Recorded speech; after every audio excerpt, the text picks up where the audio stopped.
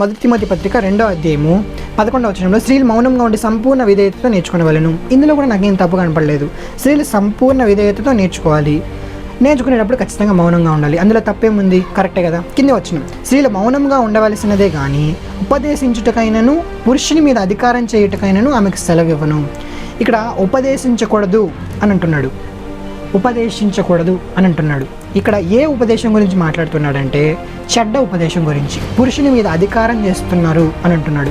పురుషుని మీద అధికారం చేయడం తప్పు.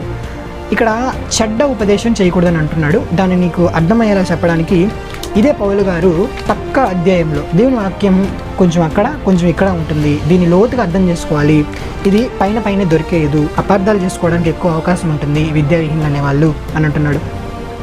తీతుకు 2వ అధ్యాయంలో మనం చివరి మాటల్లో 3వ వచనంలో చివరి మాటలు 3వ వచనం 4వ వచనం 5వ వచనంలో మనం బాగా దాన్ని చదివితే మంచి ఉపదేశం చేయువారినే ఉండాలి స్త్రీలు అని అంటున్నాడు. అంటే స్త్రీలు అనేవాళ్ళు మంచి ఉపదేశం చేయాలి, అంటే చెడ్డ ఉపదేశం చేయకూడదు.